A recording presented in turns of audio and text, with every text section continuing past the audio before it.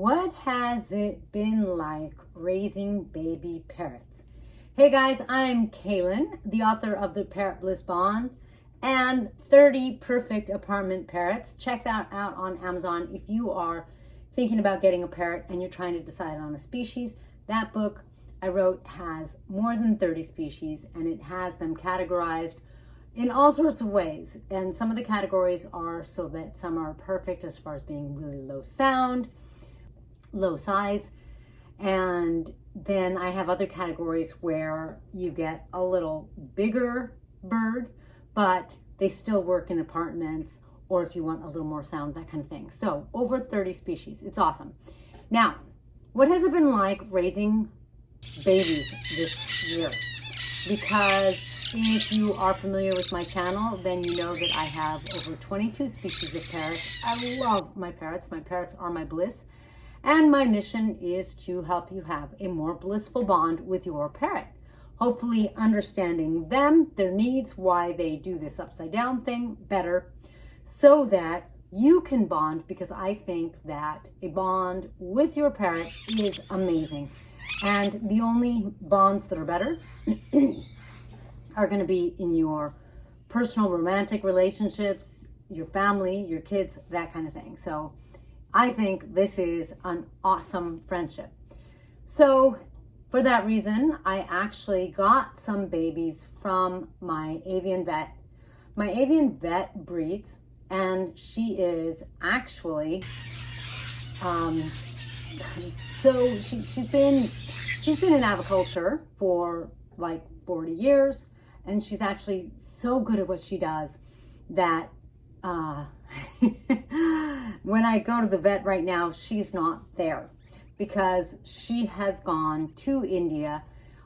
She was asked and invited to go and help build one of the biggest zoos in the world. You may have seen stuff about that on YouTube. And if I can, I will put a link to that. I don't know the name of the zoo, but two of my experts are there, my mentor and my vet, because they are just that awesome. So I'm honored that when I have questions and when I need help, I have experts that are that good. Okay, so when I say that I got a couple of birds from her this year, you can imagine that these are like top-notch birds. They're really healthy. They've been well taken care of. It's just like state-of-the-art everything. And it's really nice to help, by getting these birds, help them raise the babies and help these birds get awesome homes. And I have found some awesome homes for some of my babies. I still have a couple caiques left and one blue-headed macaw. What has it been like to raise them? It has been super fantastic, super too much. If you have had a human baby, then you have a really good reference point, a really good idea of what it's like. No, a baby parrot isn't quite as bad as a human baby, of course, but it's up there. I get up at 6 to go feed the babies. You don't say. This is Bliss, of course. This is our Timna Bliss. Hi, sweetie. So I get up at 6 and I go down in the dark to feed the babies. When babies are young, and I didn't take babies that were too young. All of my babies were at the youngest about 2 weeks. But when they're that young, they don't necessarily have feathers. So they are dependent on a temperature. Like you have to keep the temperature warm. And when they're that young, their bodies are growing and stuff. So the food you feed them just disappears and you have to feed them all the time. You have to get the formula right. You have to get the right formula. You have to get the right temperature. It's not like, I don't know, like you just make a bowl of cereal and you feed them. It's not like that. So, and of course you have to know how to feed them so that they don't aspirate, which means really drown. You have to, make sure that you're feeding them so it goes right down into their crop, because parrots have a crop, not a stomach. And the crop is, you could think of it as a glorified throat if you want. Their crop is right where I was trying to point out on Bliss, but then she put her head down. the crop is right in here. You're not going to show them, are you? Okay, you just want pets, huh? You just want pets. And you fill their crop, and you would think that that would last them a little while, but it only lasts them, depending on how old they are, you know, a couple hours kind of thing. So one of the challenges when you have babies, and if you have like a pair of green conures and they make babies, that's one clutch. They kind of grow up together. But so you kind of get through you get to go through the phases of growth in one line kind of thing. I said they kind of grow up together because what happens is, let's say a conure has 6 eggs. The average is like 4 to 6 eggs. And the first egg hatches, so now we have a day 1 baby. Usually about every other day, eggs hatch, but it can also be every 3rd day. So you can imagine that by the time they get to number 6, this baby isn't 6 days older, it's 12 to like 14 days older. So you could have a baby that's 2 weeks old and a baby that just hatched kind of thing. So that's what I mean by they wind up being different ages. But then what happens is the conures hatch at one time, and let's say you have 2 pairs of conures that breed. It doesn't mean that like their eggs are going to hatch at the same time. They didn't even necessarily lay them at the same time, because like humans, although parrots have a breeding season, and within that season, you know, the breeding season tends to be winter, spring, early summer. Each species breeds at a different time of that year. But even, for example, the green sheep conures that are more winter, and then they can repeat again in the spring. If you have more than one pair, it doesn't mean that they'll really lay their eggs at the same time. So you could wind up with green cheek conures that are like 2 and 3 weeks old, and their feeding schedule is different than the other green cheek conures who, you know, if they're younger, hopefully they're still with their parents. If they're older, like let's say they're a month, 6 weeks, 8 weeks, their feeding schedule is different. And so, for example, me, we actually did just have a pair of conures that had 4 babies. I had some parrotlets that had babies. I had the blue-headed macaws who were young. They were only a couple weeks in May. I have caiques. So you can imagine, it's like I have different ages. And so like the feeding schedules are all different. On top of that, one of the things that people don't realize, although it makes perfect sense, is that with baby parrots, you don't have diapers, but, right? But you do have a simulated nest box. And I don't think I know any breeders that don't use a bin. They use a plastic bin because that way they can wash it out. They can drill holes in it so that it's not, you know, going to cut off air. So now it has holes so that there's some air circulation, and of course the birds are going to get oxygen. And like I said, they can wash it and make sure it's nice and clean. And then you can put pine shavings in it because that's the bedding or the diaper. Now you do have to have a bedding, and so you do have to buy the pine shavings, because if the baby bird's feet are straight on the bottom of a plastic bin or even their wooden nest box in the wild, their feet, they could get splayed, and splayed means it's kind of like they do the splits. Parrots, of course, their legs go underneath them, right? So you've got the body and the legs right underneath. And when they're babies, their legs will be up, you know, they kind of squat down.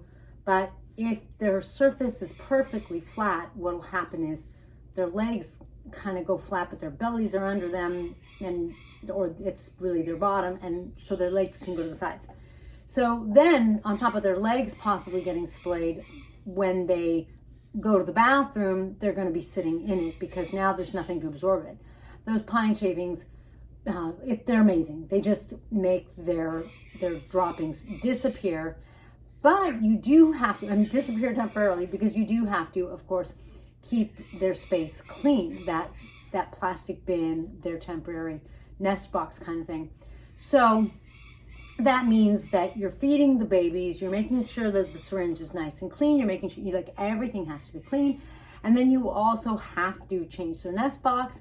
And it's not like you put them all in one nest box, because you have to divide them according to different things. One is germs, and then one is species and size. In other words, we don't want to put a baby macaw kind of thing with like a little parrotlet.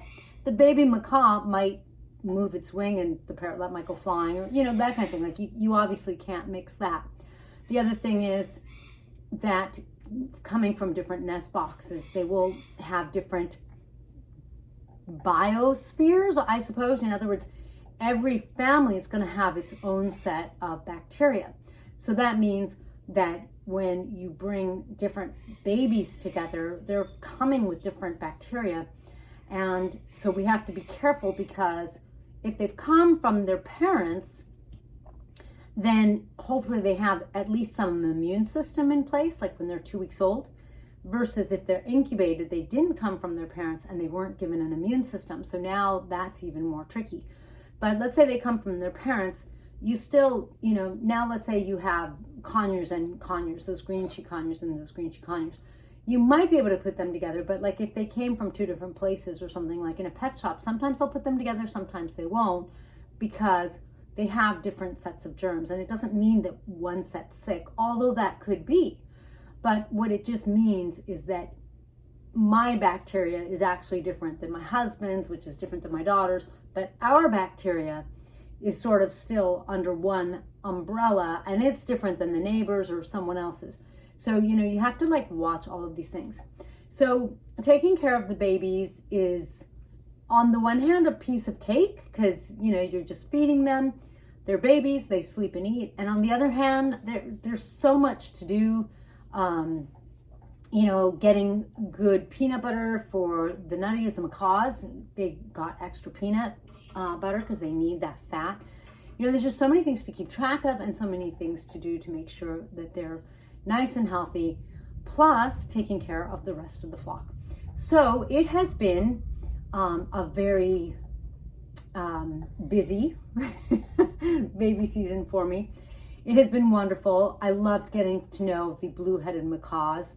I was always curious about them. The first time I saw a blue-headed macaw, I was stunned. I think that they are very striking in sort of not a big ostentatious way, sort of a very subtle, but just very like royal to me, very royal way. And their personalities, I feel like they match that too. Just fantastic birds. And, you know, I've had the Hans. It's been fantastic. But next season, at this point, will I do it again? Never say never, but I think that next season I might just be a little minimalistic, just stick to whatever my pets may or may not want to breed. I'm not sure I'll do a whole lot else. It's just been really a lot. I find that finding 5 or 10 minutes to take care of something like jump in the shower has been hard this season. I've done it. I've taken care of everything, but I need a vacation from my vacation, right? No, I mean, you know, not that it's been a vacation, but you guys know what I mean. Part of me is like, okay, I need to go sit on the beach and like do nothing and recuperate. So I will say that I think that if you are getting a baby and it is a happy and healthy baby, I suggest you be very grateful for that baby. I don't think that breeders can really charge enough for all the work they do. And guys, keep in mind that I keep saying, so I was talking with a breeder who, you know, was telling me that half her flock will like produce 1 year and then the other half produces the next year. So it's like she's having to take care of the whole flock, but she said that, you know, the production is usually kind of monetarily, or as far as babies go, like an average, but it's not like they're all producing. And another friend of mine says, if you want 10 pairs to breed, make sure you have 20 pairs. And I'm like, oh, and this other breeder is kind of echoing that.